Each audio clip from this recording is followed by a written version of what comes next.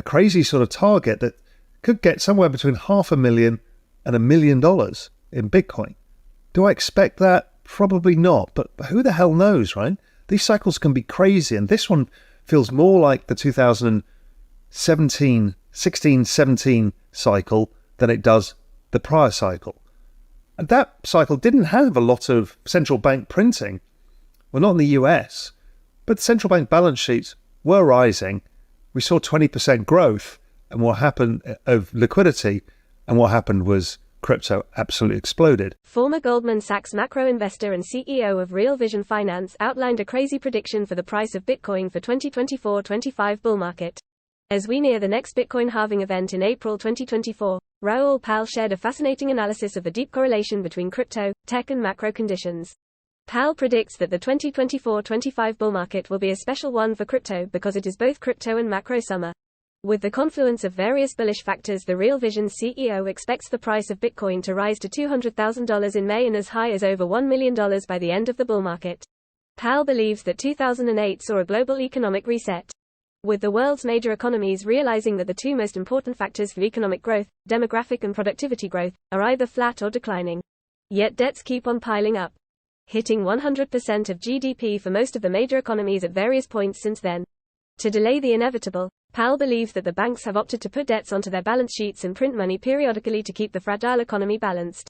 But in so doing, they have passed the point of no return and will have to continuously and constantly provide liquidity to keep asset prices moving up indefinitely. But the flip side is that traditional asset prices are not actually growing in value in any real terms, but instead are responding to the liquidity pumps. With all of the liquidity provided, what we will see is continual currency debasement without any increase in purchasing power. The only way out from the GDP disaster for Pal is to increase productivity growth. This is where crypto, technology and the exponential age come in. Listen to Raoul Pal's macroeconomic masterclass to follow this thesis further. Please listen right to the end and don't forget to like and subscribe to this channel. I care about secular trends. Secular cycles, when you get them and capture them in the right point of the business cycle, become explosive. Remember that chart of the NASDAQ, the beach ball underwater exploding above the water because the Fed just took the foot off the gas pedal, or the brake, sorry? That's the power of a secular trend. It outperforms any other trend, and it's more calibrated to financial conditions. It's more juiced by the business cycle than anything else. These are the things that matter to me. And there's two massive secular trends that dwarf all others. Crypto. Here's the chart, the long-term chart of Bitcoin since 2013. Some people use this chart longer term. I used to. But the early cycle was so kind of ridiculous that it screws up the chart. Other than that, it's actually a perfect log trend. These cycles can be crazy, and this one feels more like the 16-17 cycle than it does the prior cycle. And that cycle didn't have a lot of central bank printing. Well, not in the US, but central bank balance sheets were rising. We saw 20% growth and what happened of liquidity, and what happened was crypto absolutely exploded. I kind of feel like that's the case. I don't focus on the end target. I focus on the structure. But I'm just showing you the magnitude of the opportunity, and we're still at one standard deviation oversold. It's all to play for. We've barely started.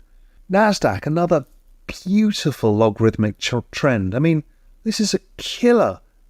That's all you need to know. Is the world going to be more digital tomorrow than it is today? Yes. Will it be more digital in 2 years' time than it is today? Yes. Will technology reach more adoption in the coming 2 years? Yes or no?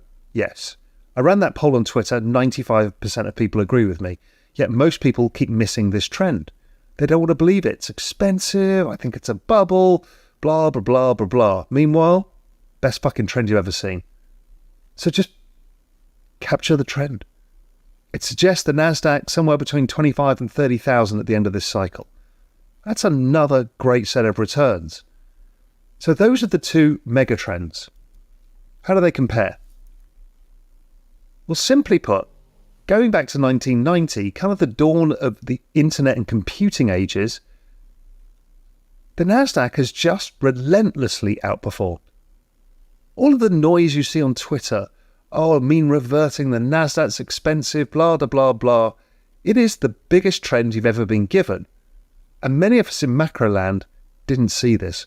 We kept fighting it because of what happened in 2000, the bubble and bust. But that, as you can see, was extraordinary. The rest, super smooth. It's the same log trend, and I don't see that changing. Could we create another bubble based on AI and the exponential age? Sure. Let's make some bloody money from it, as George Soros would say. But I don't see any elements of a bubble.